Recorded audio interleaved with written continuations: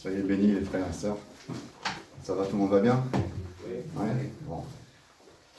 Aujourd'hui, ça peut être un peu long. Beaucoup de choses à dire. Comme disait André, c'est le premier mois, c'est la tête du mois. En hébreu, on dit Rosh Chodesh, la tête du mois, en fait. Et comme dit Jésus, en fait, vous ne serez pas les derniers, mais vous serez les premiers. Ça veut dire qu'on peut être les derniers, mais en fait, devant Dieu, on sera toujours les premiers. D'accord? C'était la petite anecdote. Alors, Don't traduire. То есть сегодня первое воскресенье месяца, да? И по-еврейски это Хэш Хидош, Жиганди. Rosh Chodesh. Хош Хидош, Хош Хидош. Rosh. Хош. Короче, вот. И для Бога мы знаем, что мы всегда будем первыми. Он говорит, даже если вы будете последними для людей, но для Бога мы будем первыми. En fait, ce que j'aimerais, si vous le désirez, si vous le souhaitez, ça serait que dans les prochaines rencontres que nous aurons ensemble, c'est d'étudier la Bible et d'étudier plusieurs personnages de la Bible. Hein, d'accord, si vous le souhaitez. Он предлагает, вот каждый следующий раз, когда он будет проповедовать, то у него есть желание изучать именно персонажей из Библии. Alors, ça peut se faire sur une année. On n'est pas pressé par le temps. On marche à notre vitesse. Le principal, c'est d'avancer. Вот, это будет делаться в своем времени. На нас никто не давит, поэтому может год-полтора будет это длиться. Vous savez, la foi, c'est un peu comme monter un escalier, une tour très haute. On peut s'arrêter, on peut faire des pauses. L'essentiel, c'est ne pas redescendre. И как вы знаете, жизнь и верующая жизнь, это духовная жизнь, это как подниматься по ступенькам на башне.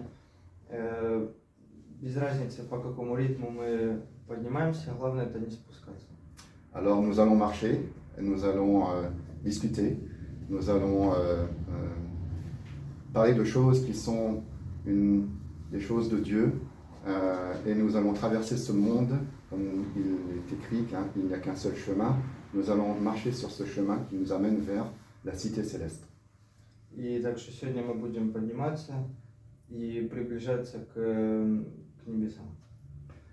La dernière fois que nous nous sommes vus, nous avons discuté de l'union entre l'homme et la femme dans une perspective de mariage.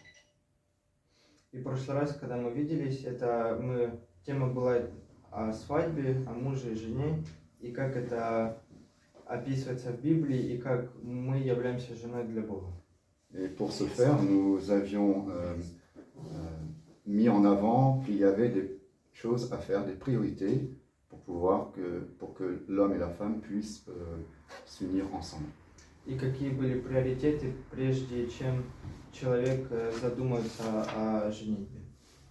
Et une des premières choses, en fin de compte, pour pouvoir accomplir cet acte du mariage, c'était que d'abord, avant toute chose, l'homme et la femme devaient prendre conscience de Dieu et de commencer à l'aimer. И первый этап, который мы увидели, это то, что человек должен уверовать в Бога и принять для себя, что Бог над ним.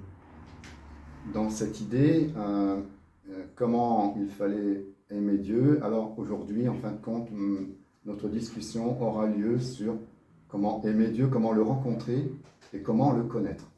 И сегодня мы как раз об этом и поговорим, как полюбить Бога, как возлюбить Бога и как Его познать. Et pour ce faire, nous allons parler de personnages de la Bible, et le premier personnage que j'ai envie de discuter avec vous, ça va être Abraham. Вот, и начнем с человека из Библии. Это Авраам. Pourquoi Abraham? Parce que Abraham est la première personne qui va vraiment changer dans la perspective d'une rencontre avec Dieu. Почему Авраам? Потому что это первый человек, который изменил свою жизнь, изменился полностью после встречи с Богом. Depuis la création du monde jusqu'à le déluge, il y a 10 générations. С того, как Бог создал мир до потопа, прошло 10 поколений человека. Et du déluge jusqu'à la tour de Babel, il y a 10 générations. И между потопом и Вавилонской башней тоже прошло 10 поколений. En fin de compte, depuis la création du monde jusqu'à Abraham, depuis l'évocation d'Abraham, il y a 20 générations. То есть между созданием мира и Авраамом, тот момент, когда Бог позвал Авраама, прошло 20 поколений. Et nous voyons qu'à travers le temps de ces 20 générations, il y a parfois des moments où il y a des personnes qui vont invoquer Dieu et qui vont même être pris par Dieu, comme Enoch par exemple. Но мы знаем, что на протяжении тех 20 поколений были люди, которых Бог звал, вот, например, как Евнух. Et en fin de compte, ce ne sont que on va dire, des flashs comme ça de personnes, où même il suffit d'un verset pour que disent Enoch fut enlevé, Enoch ne fut plus. Вот это были такие вспышки, да, временами написано, что там Еноха взяли и так далее. Mais en fait, dans toutes ces 20 générations, on voit que le monde a failli, que le péché est vraiment bien établi et que l'humanité est dans une forme de mal. Но то, что мы видим, что в этих 20 поколений люди живут в греху и очень далеко от Бога. Et voilà que dans la Genèse, donc dans les chapitres, à partir du chapitre, on va dire 11 jusqu'au verset, à partir du verset 27, on voit l'histoire d'Abraham, qui va surgir. И в Бытие с 11 главы, с 27 стиха мы видим уже, как Авраам уже приходит к Богу. Dans cette idée de rencontrer Dieu, en fin de compte, Abraham est la première personne qui va vraiment faire une rencontre réelle avec le Dieu de l'univers. То есть Авраам, он будет первым человеком, который реально встретился с Богом, реально уже разговаривал с Богом. Pour parler d'Abraham, il faut connaître le contexte de son environnement, d'où il vient, de ce qui s'est passé, pour pouvoir comprendre pourquoi Abraham a rencontré Dieu. Но прежде чем говорить об Аврааме, надо знать его окружение, в каком окружении он жил и что привело его к Богу. Abraham est né dans une région qui s'appelle le pays des Chaldéens, qu'on appelle en hébreu Ur del Kasdim. Авраам родился в Уре Халдейском. Littéralement le pays du feu. Если перевести по словам, то это называется страна огня. À cette époque, il y a un homme puissant qui est un peu on va dire l'empereur ou le roi de la Chaldée, c'est Nimrod. И в этом времени, в этом месте был один мощный такой царь, это был Nimrod. Ce Nimrod avait imposé, il est marqué dans la Bible, d'accord, qu'il était Nimrod était un vaillant chasseur, était un homme devant l'Éternel, quelqu'un qui était un vaillant chasseur, qui était opposé à Dieu. Alors je vais vous le lire dans le verset.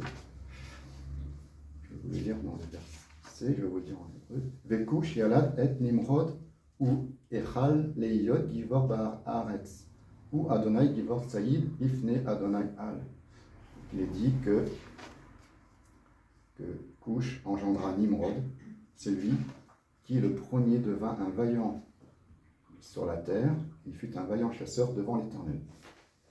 И в Библии написано, что вот этот Nimrod, царь, он был мощным человеком, и он именно был охотником, его дело это было охотник, он был охотником против Бога, то есть он противостоял Богу.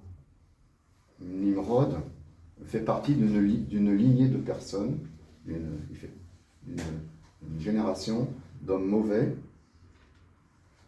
Но этот Немрод, он входил в поколение злых людей перед Богом. Il est l'instigateur de la tour de Babel. И это у него появилась идея построить Вавилонскую башню.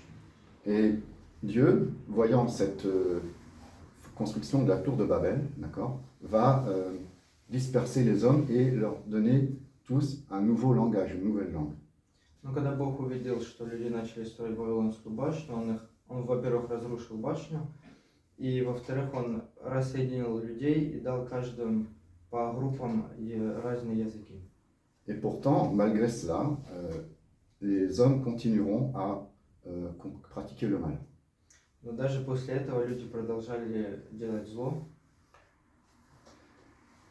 Dans, vous savez, la Bible, il y a ce que l'on peut lire, mais il y a aussi, faut savoir que la Bible a été écrite en hébreu, et que dans la lettre hébraïque, il y a beaucoup d'explications de ce qui aurait pu se passer pour Abraham.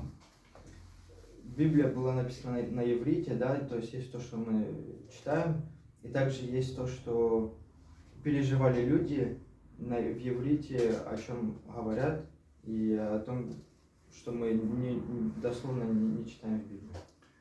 La famille d'Abraham est une famille assez aisée, on va dire, qui est une certaine noblesse, et ils sont constructeurs, ils fabriquent des idoles, des statues peut-être, tout un ensemble d'objets qui permettent le rite et le culte d'idoles. Voilà. Но мы знаем, что Авраам, он родился в семье, в достаточно богатой семье, потому что дело, работа его семьи, это было создавать идолов, истуканов и так далее.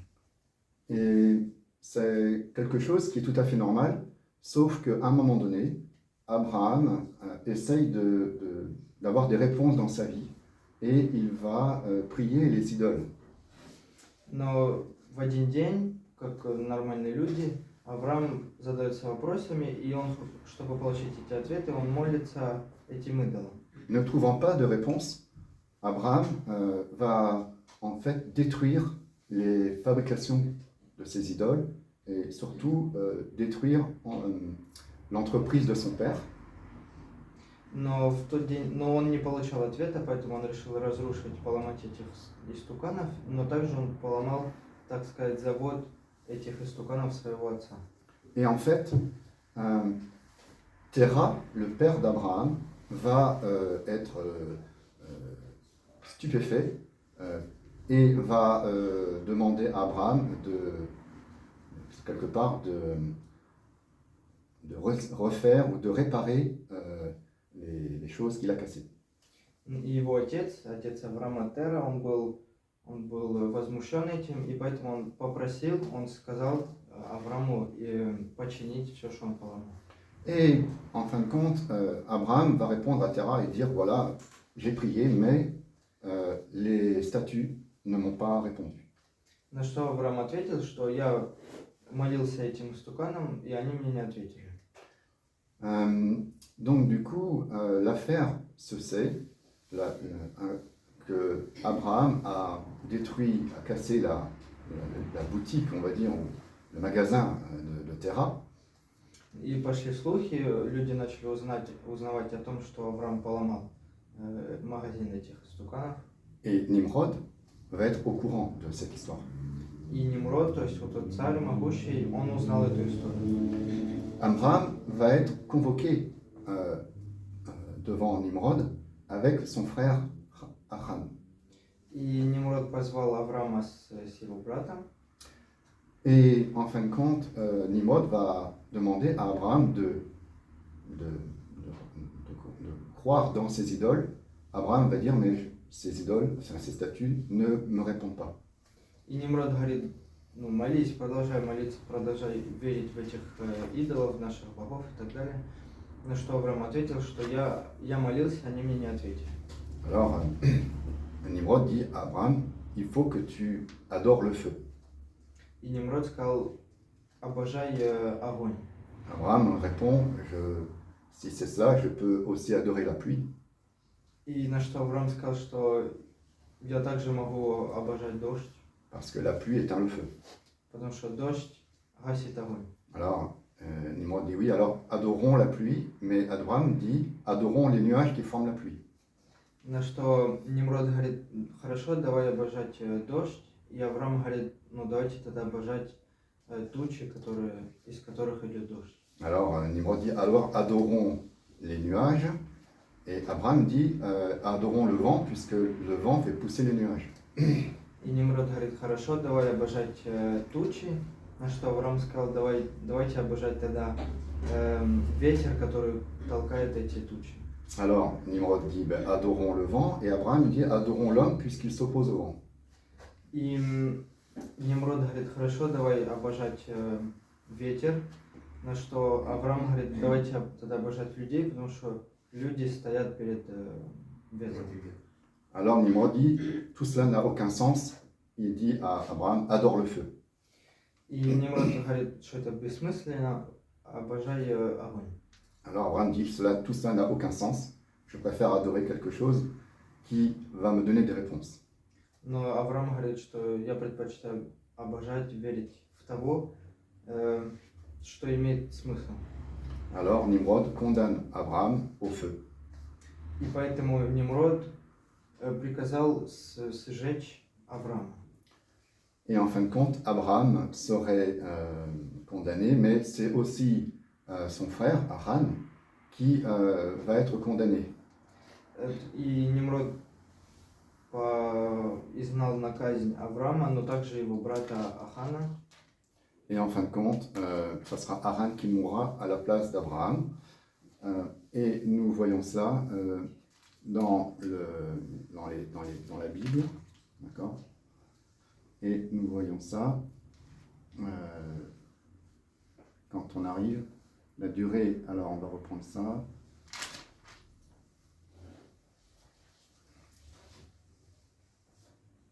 Haran mourut, alors c'est dans Genèse 11, verset 27. 27, oui, bah oui. Voici la postérité de Terah. Terah engendra Abraham, Nahor et Haran. Haran engendra Lot.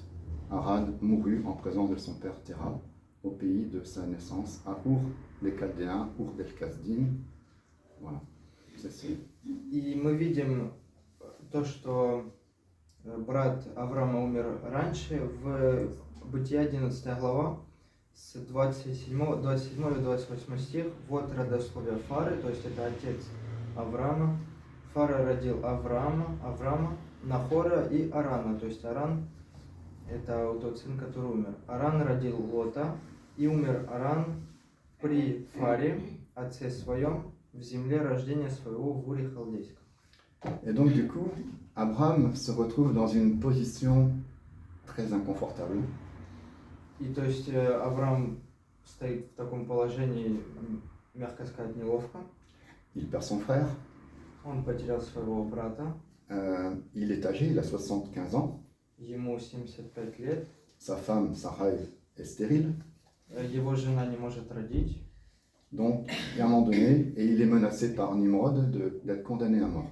И самый мощный человек в ту эпоху, Nimrod, он охотится за ним. Donc, Abraham va partir de Our del Kasdim pour aller vers un autre lieu qui s'appelle Haran. И то есть Авраам принял решение выйти из Ура Халдейского и идет в Ханаан.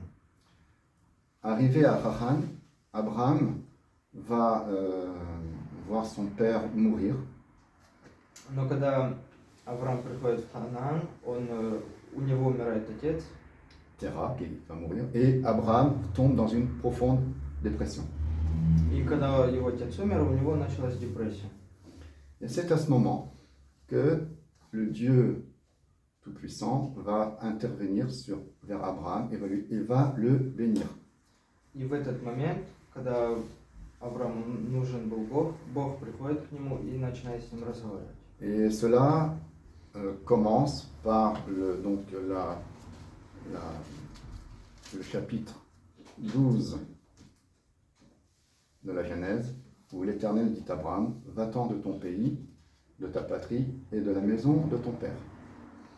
И когда Бог начинает разговаривать с Авраамом, он говорит, Бытие 12 глава 1 стих, «И сказал Господь Аврааму, пойди из земли твоей, от родства твоего, из дома отца твоего в землю, которую я укажу тебе». Et il est dit que, on dit, va-t'en de ton pays, en hébreu on dit, lech lecha, ça qui vient de la paracha lech lecha, qui va dire, va-t'en pour toi, et littéralement, fuis pour toi ou sépare-toi. Но когда Бог говорит, вот, выйди из дома отца твоего, на еврейском он сказал, лех леха, по-моему, и если дословно переводить, это означает отделись. En fin de compte, Abraham va quitter un endroit rempli d'idolâtrie, ce qu'on appelle en hébreu le avoda zara, l'idolâtrie, pour aller vers une connaissance de Dieu, du Dieu unique, sans idole. И то есть в итоге этой истории Авраам покидает свой дом, свою родину, которая была наполнена вот этими идолами и стуканами, чтобы пойти на познание настоящего Бога. C'est l'importance d'Abraham, c'est une prise de conscience qu'il fait en décidant de partir de Haran pour aller vers le pays de Canaan. Заслуга Авраама в том, что он искал правды, и также его заслуга в том, что когда эта правда, то есть Бог сказал ему делай это и это, то есть выйди из своего дома, он это сделал. Et parfois il faut partir, il faut fuir le péché, il faut fuir l'idolâtrie qui nous entoure pour pouvoir survivre, pour pouvoir rester en vie, et comme dans une vie spirituelle, comme il est dit, il ne faut pas craindre ceux qui tuent le corps, mais il faut craindre ceux qui détruisent l'âme, ceux qui tuent l'esprit. И поэтому в жизни важно не бояться покидать грех, отдаляться, может идти в неизвестную сторону, но важно отдаляться от греха. И как в Библии написано, не бойся тех, кто убивает плоть, тело, но бойся тех, кто убивает душу. Quand on quitte comme ça l'attitude d'Abraham, quand on prend son attitude, quand on quitte comme ça sur ordre de l'Éternel, c'est pour justement nous faire comprendre que dans la vie, il faut pouvoir avancer et se débarrasser des choses qui nous entourent, des choses du monde qui sont futiles parfois. То есть эта история вдохновляет нас, история примера Авраама вдохновляет нас уметь оставлять ненужные вещи, оставлять вещи, которые нас опускают по ступенькам, как мы вначале говорили, чтобы приближаться к Богу. Oui. La première chose qui va se passer, c'est que Abraham va devoir quitter Haran pour aller vers le pays de Canaan et il va traverser un fleuve qui s'appelle l'Euphrate. Et je crois que c'est l'Euphrate, si je ne me trompe pas. Et en fin de compte, il va devoir accomplir déjà une première épreuve, c'est de passer donc de ce lieu qui est un lieu où son père est mort, avant son frère est mort, rempli d'idolâtrie, pour pouvoir aller dans une autre contrée. Mais il faudra qu'il passe par le fleuve, il faudra qu'il fasse un effort déjà. On peut comparer ça aussi par rapport à nous, où il faut passer par l'eau qui nous purifie, il faut pouvoir aller vers le chemin que le Seigneur nous donne, vers la destinée que Dieu nous donne, mais il faut aussi passer par l'eau, par l'eau du baptême aussi, qui est un acte de conviction, un acte de soumission, et on en parle après de la soumission d'Abraham. Vraiment, cet acte d'Abraham, c'est vraiment quelque chose de passer à l'eau, qui est vraiment un symbole très fort. Вот. И в итоге Аврааму надо было опять покинуть, он похоронил отца, ему надо было покинуть опять свой новый дом. И чтобы пойти в новую землю, которую Бог ему указал, ему надо было пройти реку. Вот. И эта река, это для нас может быть образом как мы знаем, что вода очищает тело, да, вещи, мы купаемся и так далее. Мы должны, чтобы пойти в новую землю, приблизиться к Богу, мы должны очиститься от наших грехов. Вот. И также эта река может быть прообразом крещения, который является заветом с Богом, когда мы погружаемся и выходим из воды. On va dire qu'une des épreuves d'Abraham, une des premières épreuves d'Abraham pour rencontrer Dieu, ça va être l'ordre d'abandonner son passé et de se laisser guider par Dieu vers un nouveau pays. Il devait tout quitter et tout recommencer. И то есть первое испытание Авраама это было покинуть всю свою прежнюю жизнь и все начать заново. C'est ainsi que quand on rencontre le Seigneur, on doit quitter notre passé, abandonner notre péché ou nos péchés. Et parfois, on doit aussi abandonner nos anciennes compagnies. И то есть таким же образом мы, каждый из нас в своей жизни, иногда нам приходится бросить, покинуть наши там прежние дружбы и так далее. Et en fin de compte, nous pouvons aussi perdre parfois nos familles, notre travail, notre maison et beaucoup de choses. Donc c'est un véritable défi, c'est un véritable sacrifice que lorsque l'on rencontre le Seigneur, il faut s'attendre parfois à avoir des choses difficiles dans notre vie arrivée. И таким же образом, как мы можем покинуть прежние дружбы, мы можем быть вынуждены покинуть свой дом, работу, семью. И то есть многие люди могут отвернуться от нас, но это та цена, которую приходится заплатить, чтобы познать Бога. Et ce qui est assez étonnant, c'est qu'en fin de compte, il y a tellement d'exemples de personnes qui ont tout perdu ou ont dû tout quitter pour le Seigneur. Et nous allons prendre l'exemple dans l'épître de Paul aux Philippiens, au chapitre 3 et au verset... Non, autant pour moi. Dans la conversion de Paul, d'accord, sur le chemin de Damas, Paul va rencontrer le Seigneur Jésus-Christ. Vous connaissez l'histoire, je suppose.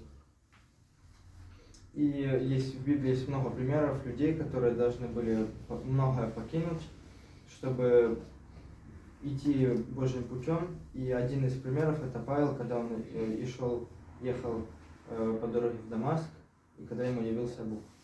Il faut savoir que Paul, son premier nom était Saul de Tarse, d'accord, est quelqu'un de très important dans, on va dire, dans le milieu juif. C'est quelqu'un qui est, comment dire, un haut gradé dans le milieu juif et qui était, on va dire, un enseignant très très apprécié, très puissant.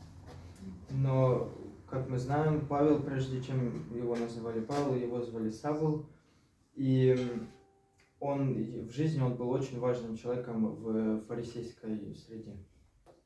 Paul, ou Saul de Tarse, avait le droit de vie ou de mort sur tous ceux qui venaient de rencontrer Jésus ou qui croyaient dans les paroles de Jésus.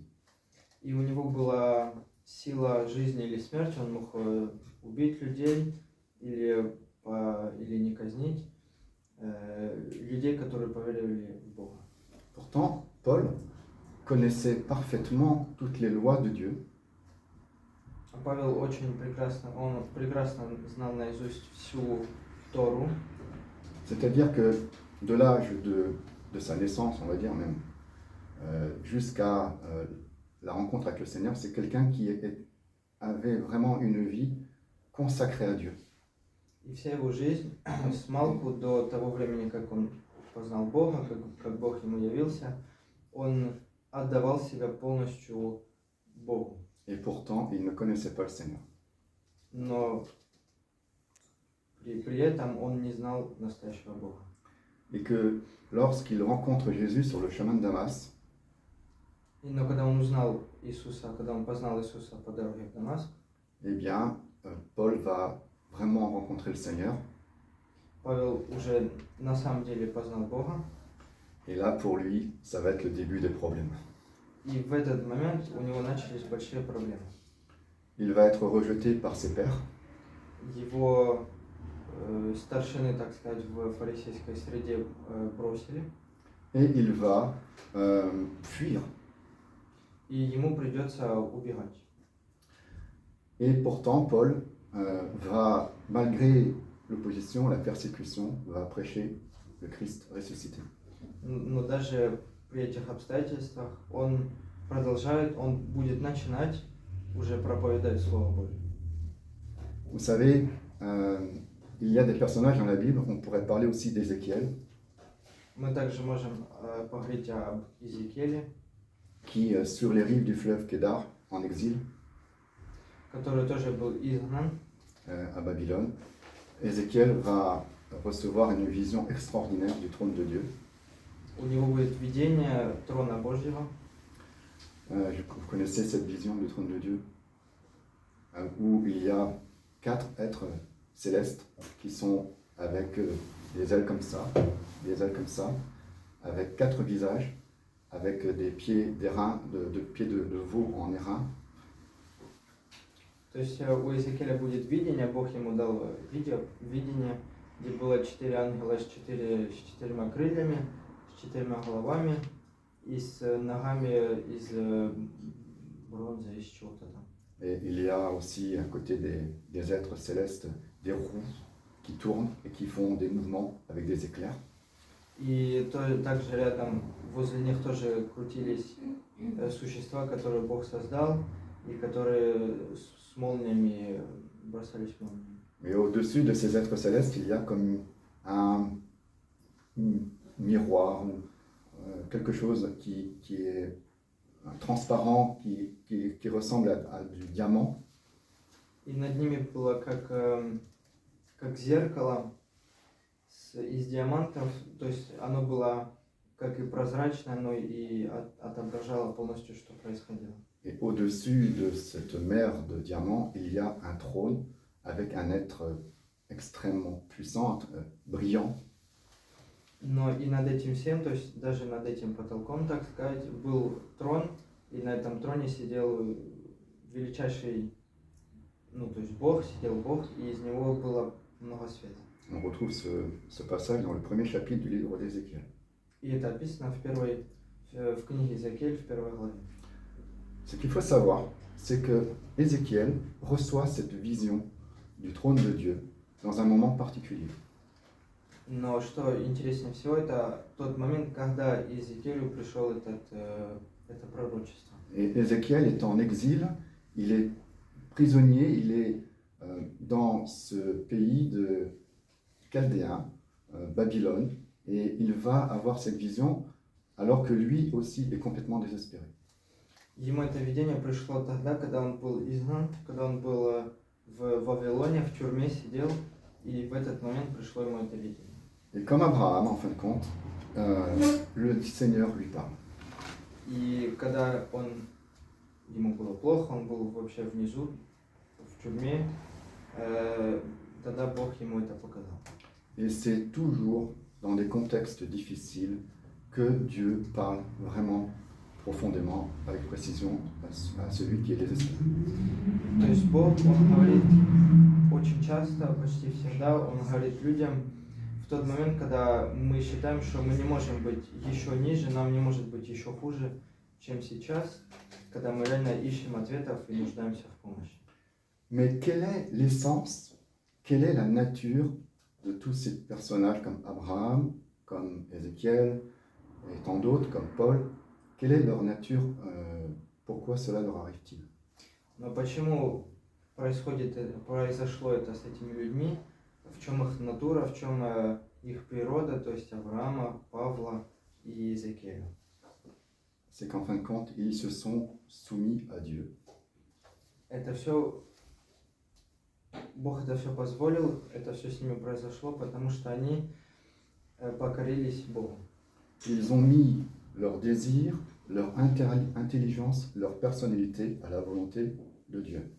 И они отставили в сторону свои желания, свои амбиции и больше слушали Бога.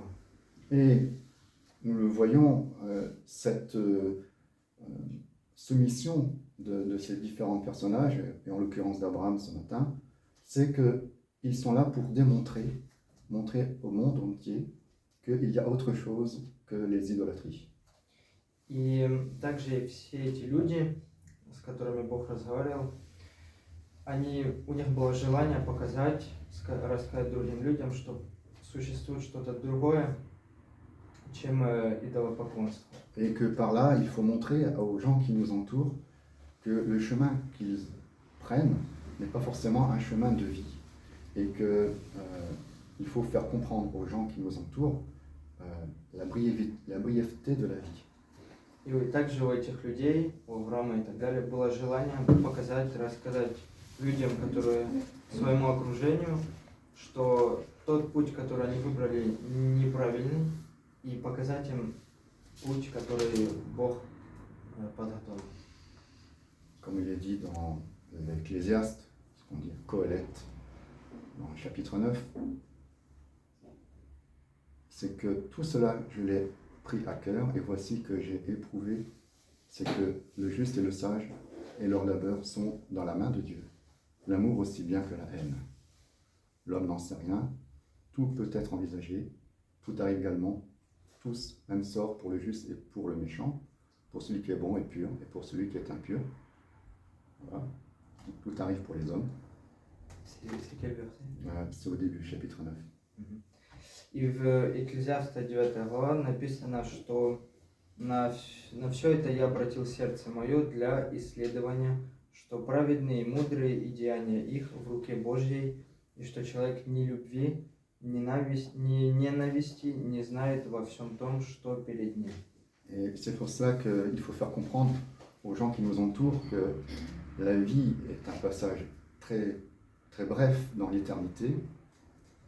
И поэтому также наша цель – это показать людям, что жизнь короткая, они тоже люди знают, что жизнь короткая.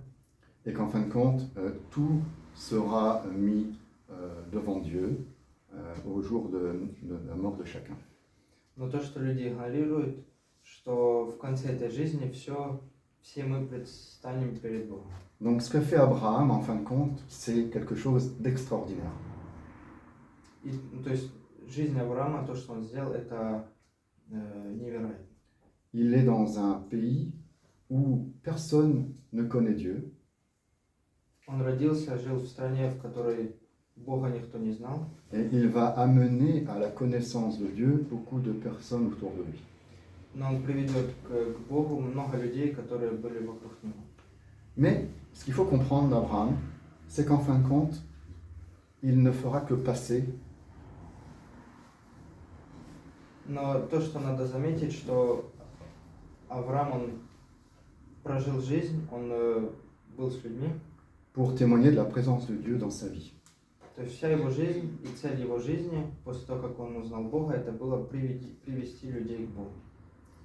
Il est dit, Abraham était surnommé le Ivri. И Авраама называли Иври. Ce qui signifie, dans le sens étymologique du mot, ça veut dire Ever. И это означает Эвер, это другое слово. Ce qui veut dire, l'autre mot, qui veut dire l'autre rive. И это уже слово означает другой берег. Et au sens littéral, c'est celui qui est venu de l'autre rive de l'Euphrate. То есть это слово означает это описывает человека, который перешел с другого берега. Plus tard, le mot Ever est devenu le mot Héber. И потом слово Эвер стало Эбер, Ce qui passe, то, что проходит.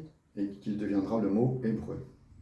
И это слово уже стало hébreu, то есть еврейское. Mais à travers celui qui passe, il y a aussi ce mot de solitude. Но тот человек, который переходит реку, у него есть момент, когда он сам. Et en fin de compte, là aussi, ça peut être une épreuve pour nous, c'est-à-dire la solitude.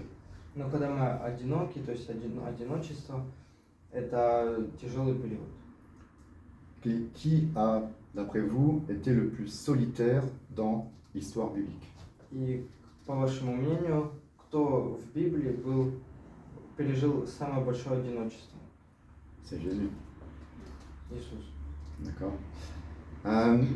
On voit que Jésus a été dans son ministère, dans sa prédication terrestre, Мы видим в жизни Иисуса, в том периоде, когда Он проповедовал, a été vraiment dans une solitude absolue.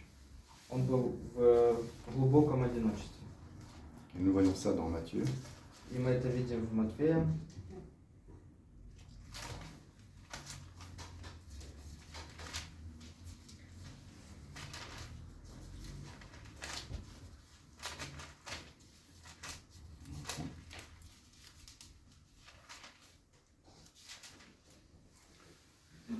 Alors Jésus fut emmené par l'Esprit dans le désert pour être tenté par le diable. Это Матфея 4 глава, 1 стих. Тогда Иисус возведен был духом в пустыню для искушения от дьявола. Il jeûna 40 jours et 40 nuits, puis il eut faim. И постившись 40 дней и 40 ночей, напоследок взалкал. Le tentateur s'approcha et lui dit, « Si tu es le Fils de Dieu, ordonne que ces pierres deviennent des pains. » И приступил к нему искуситель и сказал: «Если ты Сын Божий, скажи, чтобы камни сии сделались хлебами». Et Jésus est écrit, « L'homme ne vivra pas de pain seulement, mais de toute parole qui sort de la bouche de Dieu. » Он же сказал ему в ответ: «Написано, не хлебом одним будет жить человек, но всяким словом, исходящим из уст Божьих». Essayez de comprendre. Jésus fut emmené par l'Esprit. То есть пытайтесь понять, что Иисус был возведен Духом. C'est-à-dire qu'en fin de compte, Dieu a permis que Jésus aille dans le désert et soit, on va dire, à la disposition du diable. То есть Бог, Он разрешил, чтобы Иисус был возведен в эту пустыню, чтобы дьявол его искушал. Un peu comme Job, où lors de la discussion entre Dieu et le diable, Dieu va autoriser le diable de faire atteindre Job dans la souffrance jusqu'à une certaine limite. Немного как Иов, о котором целая книга описывает его муки. То есть Бог, Он разрешил дьяволу прийти к Иову и портить ему жизнь до какой-то степени. Nous voyons que Jésus va vraiment être en grande souffrance. Но мы видим, что Иисус, у него есть боль, то есть он терпит. Et en fin de compte, au moment où Jésus va être le plus faible, le diable va l'attaquer.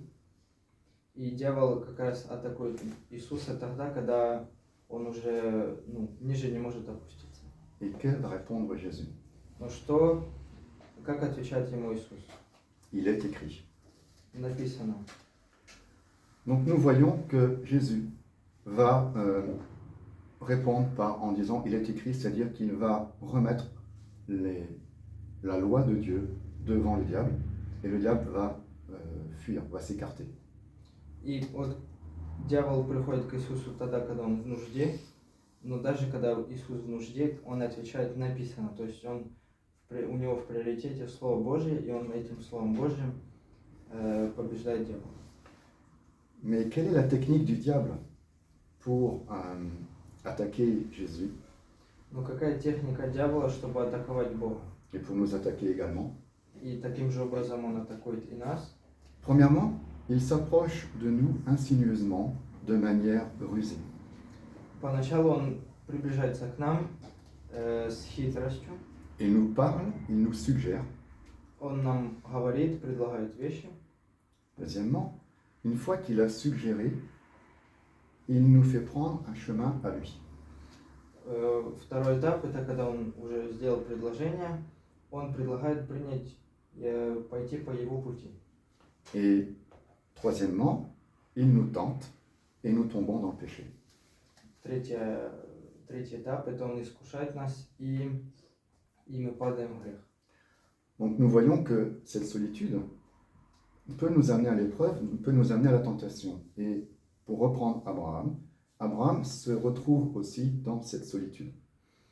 И то есть, как мы увидели, у нас бывают моменты, когда мы в одиночестве, и в эти моменты приходит дьявол и искушает нас. И если мы возвращаемся к Аврааму, у него тоже были такие моменты. Et nous voyons qu'Abraham va aller dans le pays de Canaan et ensuite dans le Negev avant d'aller en Égypte. Donc il fait tout un cheminement où il va être un peu seul. И, как мы знаем, Авраам он идет в Ханаан, после Ханаана он идет в другой город, и после этого города он идет в Египет. То есть у него было много путей, в котором у него было одиночество. Et donc, en fin de compte, Abraham va connaître le désert. То есть Авраам в какой-то степени он познал ту же пустыню. Nous allons continuer avec Abraham. Et pour finir, nous allons parler aussi d'un événement qui a eu lieu dans l'histoire d'Abraham. И закончим также событием, которое пережил Авраам. Et nous allons lire dans le Genèse 14, Это в Бытие 14 главе, où Abraham, une fois qu'il est installé dans le pays de Canaan, que Dieu lui a demandé d'aller, это произошло, когда Авраам уже поселился в Ханаане. Abraham va connaître une nouvelle épreuve. У него он познает новое испытание. Lot, son neveu, Лот, то есть его племянник, a choisi la région fertile de Sodome et Gomorrhe. он выбрал землю Содома и Гоморра, где было много плодов, где хорошая земля была. Abraham n'a pas insisté, il a laissé le choix à Lot de partir. И Авраам он не сказал Аврааму не иди, а Лоту не иди, он разрешил ему пойти. Il ne voulait pas avoir de querelles, déjà qu'il y avait eu des querelles entre les bergers d'Abraham et ceux de Lot. Он не хотел ссориться с Лотом, при том, что пастухи этих обоих уже ссорились. Et tout d'un coup, dans cette histoire, en fin de compte, quelque temps après, Abraham est averti que Lot a été capturé. Но через какое-то время, когда Лот ушел, Аврааму сказали, что Лота захватили. Et en fin de compte, Lot est enlevé comment? Но как забрали Лота? En fin de compte, il faut comprendre qu'il y a une bataille, il y a une guerre entre différents rois dans la région où Abraham séjourne. Была война в тех землях. Ces rois sont des, comment dire, des vassaux, des colonels, on va dire ça comme ça, qui sont de Kedorlaomer, donc des vassaux de Kedorlaomer, un roi très puissant de l'époque. То есть это не были цари, это были люди могущие, у которых были какие-то маленькие армии и земли. Qui, en fin de compte, vont faire la bataille, la guerre entre les rois de Sodome et Gomorrhe et Kedorlaomer. И то есть эти люди, это у которых была сила, да, мощь, они противостояли царю Содома и Гоморры. Alors, on ne va pas rentrer dans les détails parce qu'on pourrait revoir l'histoire, mais ce n'est pas le but. Мы сильно в детали входить не будем. Mais en tout cas, nous voyons qu'Abraham, bien que seul, Но мы видим, что Авраам, который был одинок, seul au sens qu'il est seul avec Dieu, одинок, естественно, с Богом, mais pas seul avec les gens qui l'entourent, parce qu'il a quand même des personnes qui, comme Abraham, quelqu'un d'assez riche quand même, et qu'il a des serviteurs et des servantes.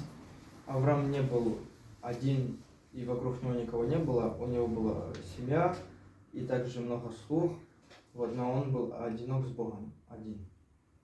Donc Abraham apprend que son neveu est capturé par Kedorlaomer, puisque le roi de Sodome et Gomorrhe ont pris la fuite. То есть Аврааму приходит новость, что Лота схватили, потому что цари Содома и Гоморра убежали.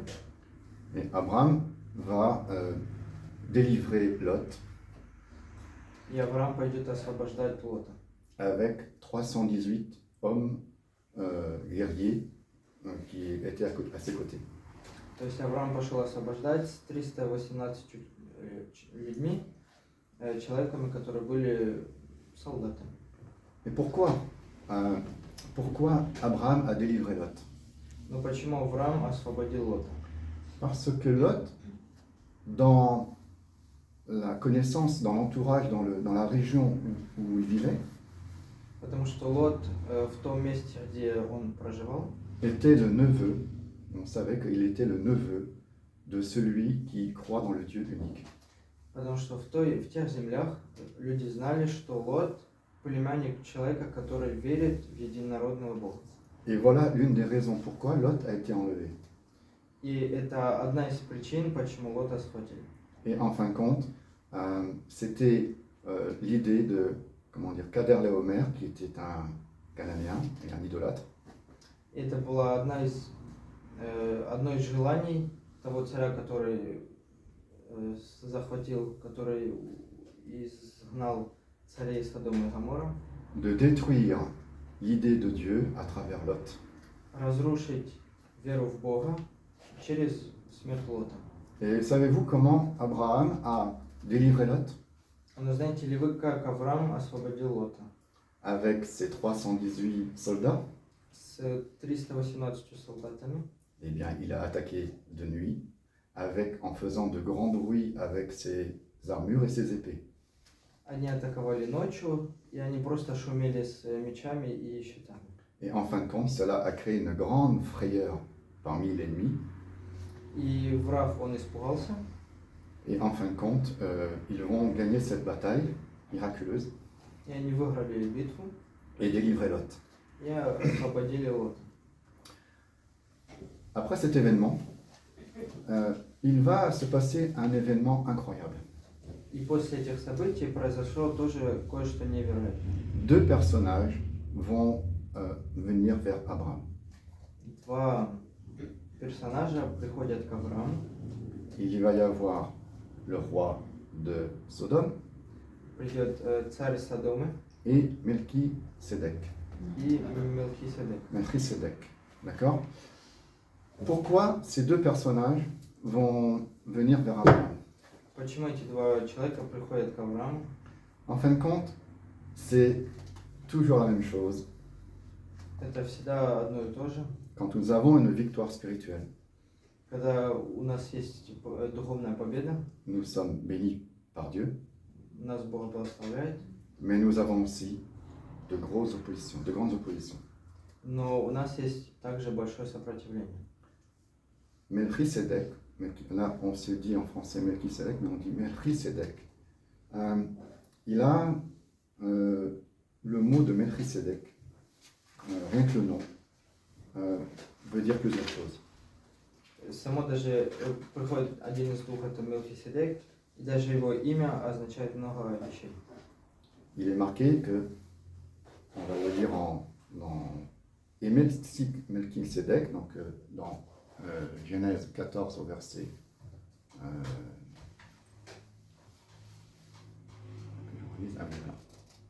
18. Это Бытие 14 глава 18 стих. Melchisédek, roi de Salem, Мелхиседек, царь Салимский, fit apporter du pain et du vin. Il était sacrificateur du Dieu Très-Haut. вынес хлеб и вино, он был священник Бога Всевышнего. Il bénit Abraham et dit, Он благословил его, то есть Авраама, и сказал: béni soit Abraham par le Dieu Très-Haut, благословен Авраам от Бога Всевышнего, maître du ciel et de la terre. владыки неба и земли, Béni soit le Dieu Très-Haut, и благословен Бог Всевышний, qui a livré les adversaires entre tes mains. который предал врагов твоих в руки твои. Melchisédek, ce nom est un nom, on va le lire en hébreu, ou Melchisédek, Meler, Shalem, Utsi, Lechem, Ve'ayin, Ve'u, Kohen, Le'el, Eleyon. En fin de compte, Melchisédek, c'est deux mots. Malki, donc qui vient du mot Malchut, То есть Мелхиседек это два слова, Мелхут, d'accord, et Tzedek, qui veut dire la justice. и Седек это означает праведность, правосудие. Malchut, qui veut dire la royauté, А Мелкет означает быть царем и так далее. et Tzedek, qui vient ensuite du mot Sadikim. А Садек это от слова Садиким, Sadikim, qui veut dire le juste, то есть правосудие. le Tzadik. En fin de compte, cela traduit, d'accord, le roi de justice. То есть в переводе, если так срезюмировать, то есть это царь правосудия. Ce qui est assez étonnant dans Melchisédek, c'est que on pourrait croire que c'est un roi terrestre, То есть мы можем думать, что Мелхиседек это царь земной, mais en fin de compte, non, c'est quelqu'un qui vient du royaume de Dieu. но это кто-то, кто пришел с Царства Божьего. Il est sacrificateur du Dieu très haut. Он был священником Бога Всевышнего. Melchisédek a deux étiquettes. Il est sacrificateur, d'accord? Il est roi. Il a deux fonctions. То есть у него было две функции, он был священником и был царем. Dans la Bible, il est interdit, quand on est roi, d'être sacrificateur. А в Библии запрещено, когда мы царь, быть священником. Saül, le roi Saül, était roi, mais il n'avait pas le droit d'être sacrificateur. Вот как Саул, который был царем, первым царем Израиля, ему было запрещено быть священником. Samuel était sacrificateur, mais il n'était pas roi. И при нем Самуил был священником, но он не мог быть царем. Et en fin de compte, quand Saül va faire son premier sacrifice après sa victoire, И после того, как Саул принес жертву после победы, le prophète Samuel va lui faire le reproche et Saül, le premier roi d'Israël, va perdre la bénédiction de Dieu. после этого Самуил приходит к нему и говорит, что ты потерял благословение Божие. Mais là, Melchisédek, il est roi et sacrificateur. А здесь Мелхиседек, он и царь, и священник. Et qu'est-ce que va faire Melchisédek? Il va partager le pain et le vin. И этот царь Мелхиседек, он вынес хлеб и вино. Il va mettre Abraham dans un contexte de partage du royaume céleste. И таким образом он делится Царством Небесным с Авраамом. C'est extrêmement intéressant de comprendre que Melchisédek est quelqu'un qui n'appartient pas à une lignée humaine. On pourrait en parler longtemps de Melchisédek, il y a beaucoup de choses qui ont été écrites sur lui. Mais par contre, ce qu'il faut comprendre, c'est que Melchisédek est quelqu'un d'extrêmement important dans le royaume de Dieu. То есть о Мелхиседеке много написано в Библии, то есть о нем можно много говорить, но то, что надо запомнить, что это важный человек в Царстве Небесном. C'est important de comprendre pour nous aussi И для нас это тоже важно понять, que Melchisédek, qui est une préfiguration du Christ, то есть это образ, преобраз, прообраз Иисуса, veut aussi nous bénir et nous faire partager la communion avec Dieu. он тоже хочет, как Иисус, нас благословить и поделиться с нами хлебом и вином. Abraham, ensuite, fait la visite, en la rencontre, avec le roi de Sodome. И после этого Авраам знакомится с царем Содомским. Et là, c'est complètement différent. И это совсем по-другому происходит. Qu'est-ce que va demander le roi de Sodome? Что просит у Авраама Содомский царь? Et le roi de Sodome dit à Abraham, dans le verset 21 du chapitre 14 de la Genèse, le roi de Sodome dit à Abraham, « Donne-moi les personnes et prends pour toi les biens. » Abraham répondit au roi de Sodome, « Je lève la main vers l'Éternel, le Dieu très haut, maître du ciel et de la terre. Je ne prendrai rien de tout ce qui est à toi, pas même un fil, ni une bride de sandales, pour que tu ne puisses pas dire, j'ai enrichi Abraham. » То есть Бытие 14 глава, 21 стиха. «И сказал царь Содомский Аврааму, отдай мне людей, а имение возьми себе. Но Авраам сказал царю Содомскому, поднимай руку мою к Господу Богу Всевышнему, владыке неба и земли, что даже нитки от ремня от обуви не возьму из всего твоего, чтобы ты не сказал, я обогатил Авраама, кроме того, что съели отроки, и кроме доли, принадлежащей людям, которые ходили со мною, и он эти люди. Ce que propose le roi de Sodome, c'est un deal entre donner la vie de ces hommes, d'Abraham, la vie des hommes d'Abraham, mais ça va plus loin que ça, c'est-à-dire que c'est de donner son âme en échange des biens. То есть то, что предлагает царь Содомский, он предлагает обмен людей на вещи. Et là, nous voyons, à travers le roi de Sodome, le diable qui va encore essayer de pervertir, de faire des concessions, des deals avec Abraham. То есть, опять же, царь Содомский, он хочет какой-то обмен души людей, то есть души, которые верят в Бога, на какие-то вещи, чтобы изменить мышление людей. Et que va faire Abraham? Il va dire surtout, je ne veux rien faire avec toi. И что ему отвечает Авраам: я не хочу иметь никакого дела с тобой. Mais quel était le but du roi de Sodome, en fin de compte? Но какая была цель содомского царя? C'est-à-dire que lorsque de donner ces hommes au roi de Sodome, c'était aussi affaiblir Abraham. Одной из его целей это было ослабить Авраама. Et en fin de compte, Abraham n'aurait plus eu la force de lutter contre ses ennemis. Чтобы у Авраама не было силы бороться с этими людьми. Mais dans un sens spirituel, il faut comprendre que les attaques de l'ennemi, quelles qu'elles soient, sont là pour nous affaiblir. Но то, что надо запомнить в этой истории, что какими бы атаками дьявола не было, и цель это нас ослабить. Vous savez, quand on regarde la mer qui attaque la falaise, on pourrait se dire la falaise est solide et la mer peut attaquer, mais en fin de compte, à un moment donné, la falaise s'effondre. И пример этого это когда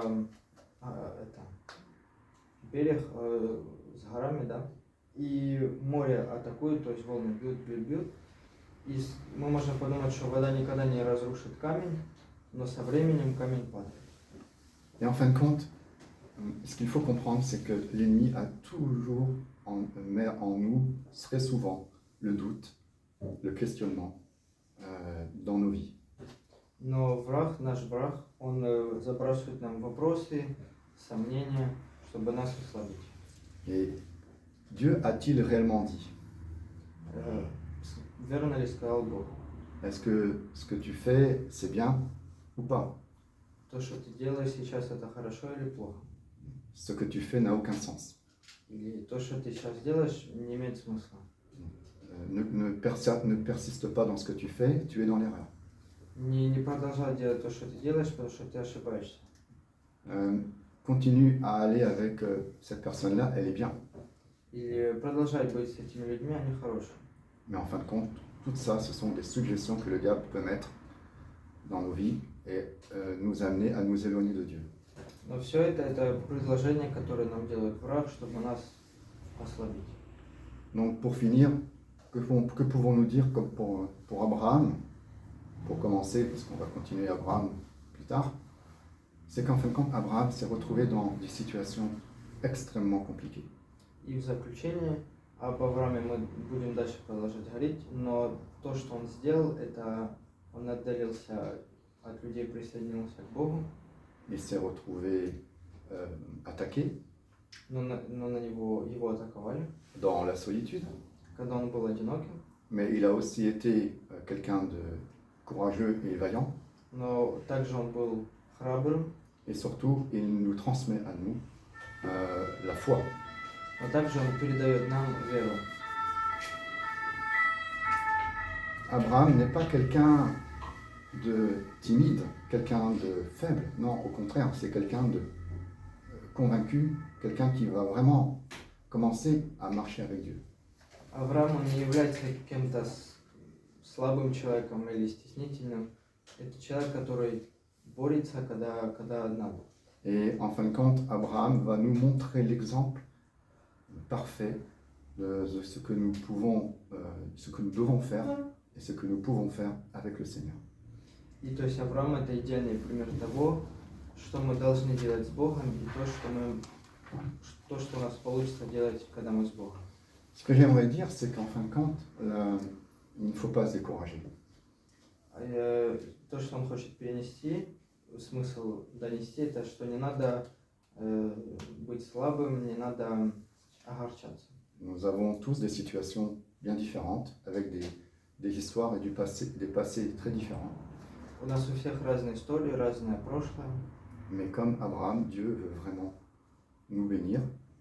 но как Авраама Бог хочет нас благословить. Et ce qu'il faut comprendre, c'est que plus nous cherchons le Seigneur, et plus il s'approchera de nous. Но то, в чем мы уверены, что больше мы приходим к Богу, приближаемся к Нему, больше Он будет где-то нас благословить.